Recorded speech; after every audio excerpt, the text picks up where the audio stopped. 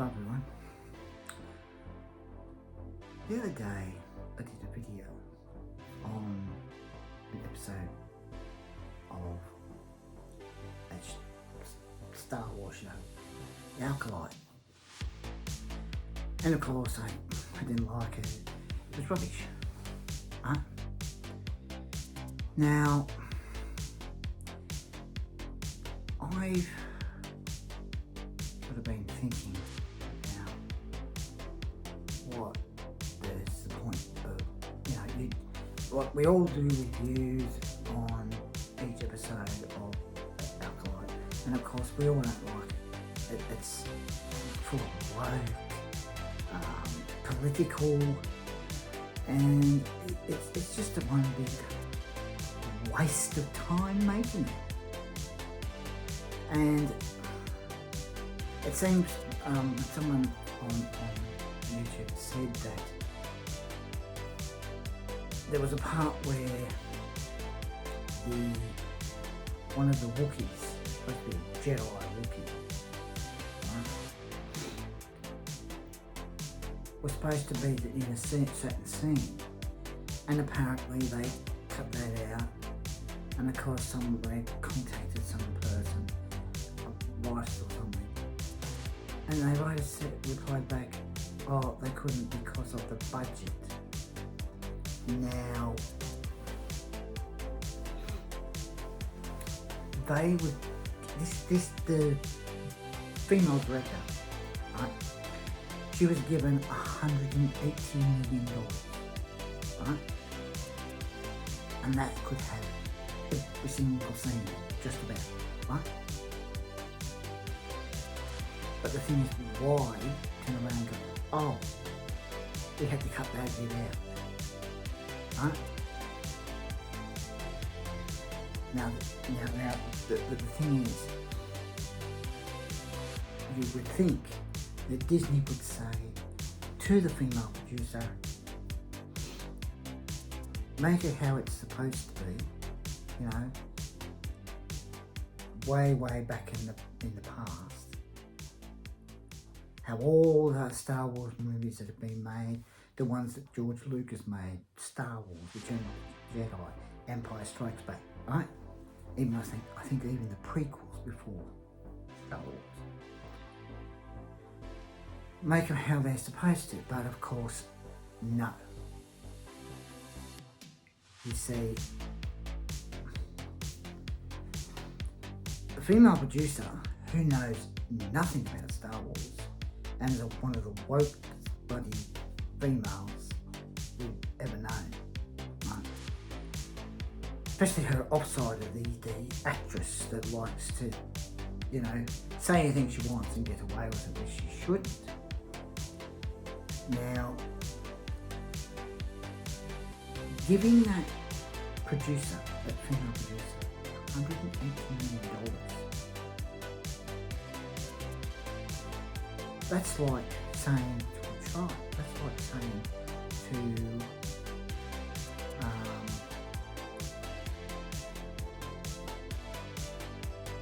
a child, oh, we'll give you $180 million. Do what you want with it. What do you think the child would do with $180 million? Probably wouldn't know what to do with it first. But the point is, this Acolyte cost $180 million to make. And it is one of the most stupidest, dumb, rubbish shows that I've ever seen. I think we've all ever seen. Because Mandalorian would have been, you had less money, right? Under $180 million. And even that show was really good. Maybe it didn't have anything, I feel like it had any woke or anything political. It was a really good show, right? really good. Then you've got the cartoon, The Bad Batch. That's all right. You've got ANSOKA.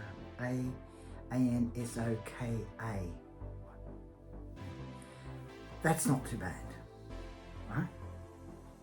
Now,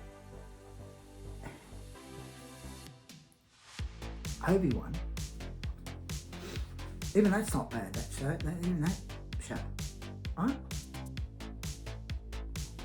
But all those other ones, new, the ones that made those ones, knew what Star Wars was, okay? What the Force was, right? But this producer, female producer, and the actress and all these other ones, they know nothing about Star Wars. And the thing is, you've got these females who know the Force, and they're all like this, and moving around. I've seen shorts of it moving around like this before. They're the ones that started the Force. No, it's not. They never did. Seriously. And they're the ones that made the babies. Really? Now, when George Lucas first thought of making a movie, Star Wars, brought it out in the 70s, right? Did a really good job on it. Probably didn't know whether how well it was going to do at the cinemas. But when people went to go and see it, it was a big hit. Right? A big hit. And all Star Wars figures. And the shops. When you kids go into the shops, and there was Star Wars figures, the vehicles, what was it, the speed, land speeder, Luke's land speeder, you know, they had all that. Even the stormtroopers, which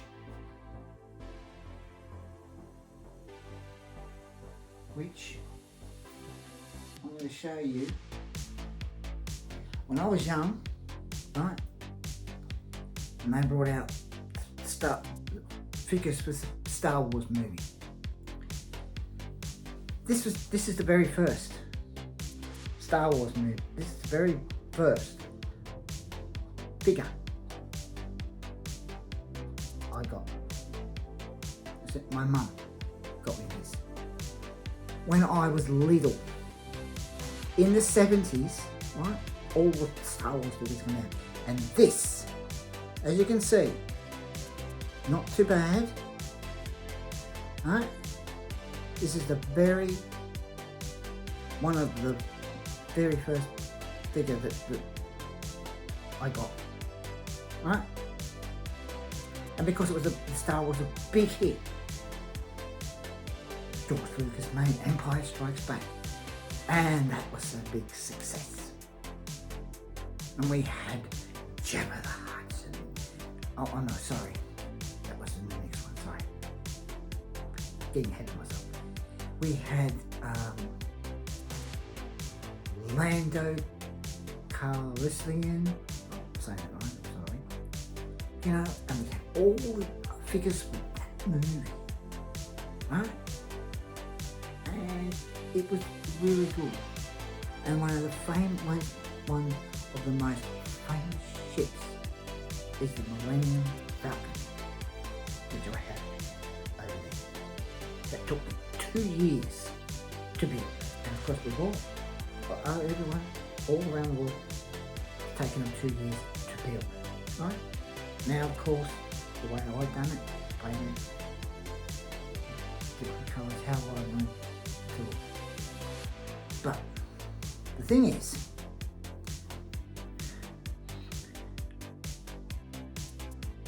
everyone that went and saw Star Wars, Empire Strikes Back, those two movies, big hits, and you had all the figures, as I said, right?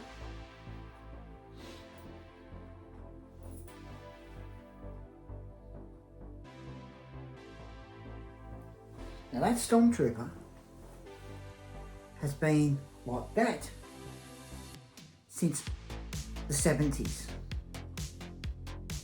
Probably nearly 40 something years ago, right?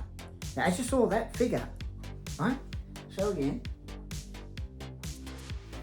This figure came out in the 70s. Of course, it's not too bad, right? A bit scuffed up a bit, but that is come out in the 1970s, right?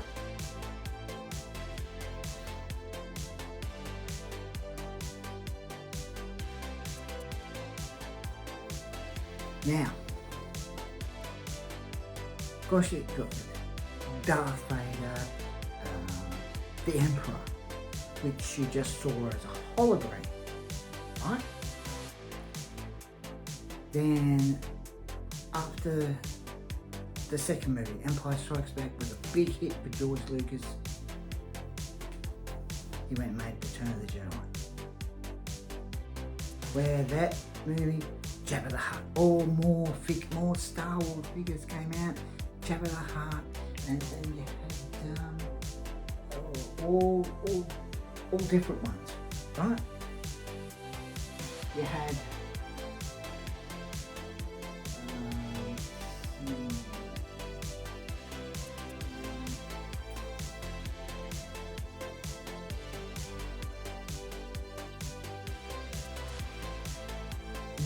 nearly all these figures.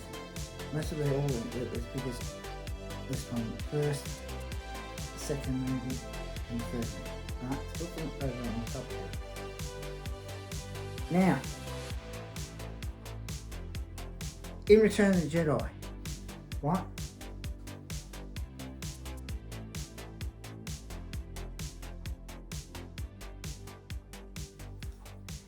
You had the Biker Scouts. Which are these? Right? Now I think The Empire Strikes Back. 80s? I'll have to look that up. But look at that. That's from over years ago, nearly 20, 30 years ago. Biker Scout, right? I do have the speeder somewhere in the box. But that's from nearly years ago, right? I do have another one.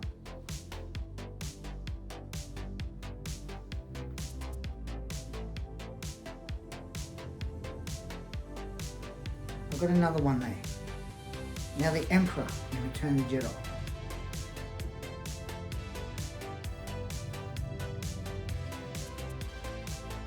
That's the Emperor from over 30, 40 years ago. See the figure? Now, of course, arms have been, and as you can see there, right? That's over 30, 40 years ago, right? And that movie, Return of the Jedi, was a huge success. Those three movies that George Lucas made, right? Then a few years later, ended up making The Phantom Menace, The Clone Wars, Return of the Sith, right? Those movies were pretty good. And you got all the figures come out and that. You even had games, Star Wars games come out, and they were like 2D they a few years ago, as I said, games come out of Star Wars, and they were not too bad. They're pretty good. Alright?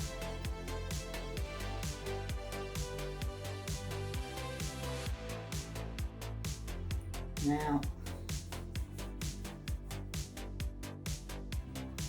the thing is,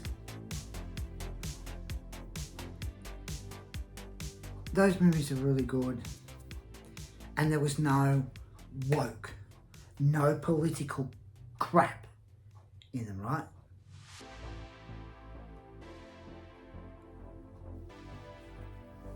Even with other movies, no political, even some movies today, they're fine, there's no woke in them at all, right? But this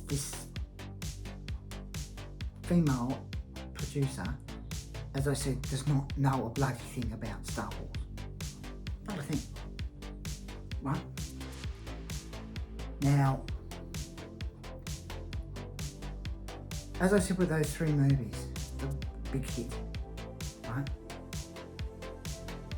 And things that George Lucas wanted to add to some of those 3 movies, he couldn't do it back then.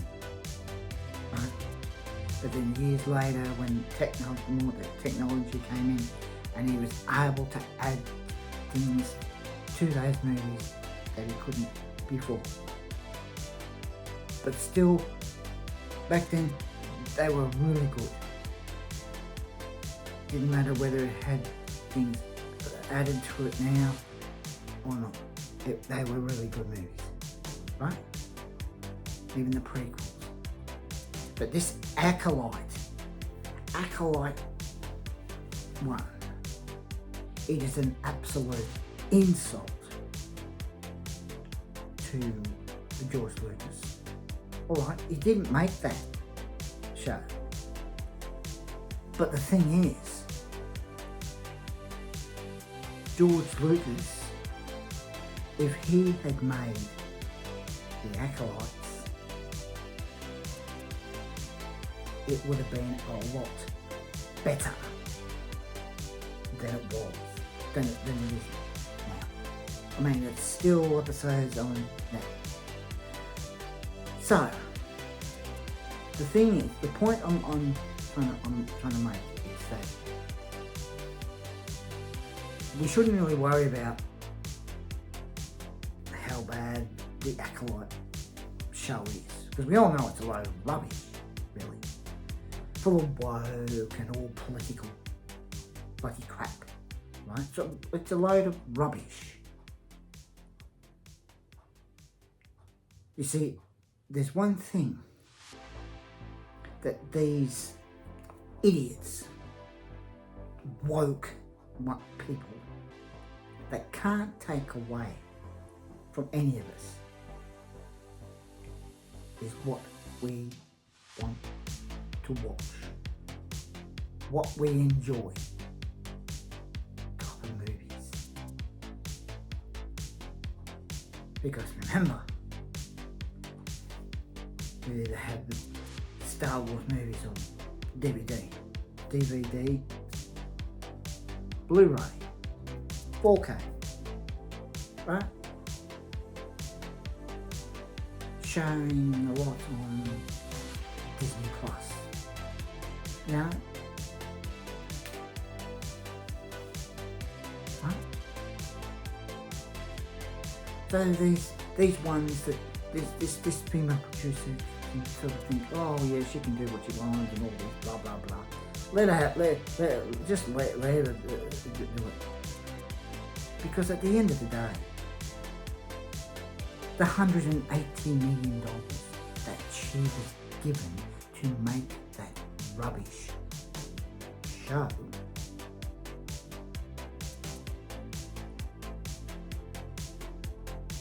and she's going to end up having to pay all that back, which she probably won't. But I hope that's been told she's got to pay all that back for the whole waste of time, waste of that money, Because when a person is given money to make a show, they're supposed to make sure that that show is going to be a big hit, not a flop. Because if it's a show's a big hit, they think, oh yes, made the right decision, given that much money. But the ones that gave that female producer $180 million to make that Acolyte show should have had a bit of a think before they gave her the money, because she just wasted that money on a show it's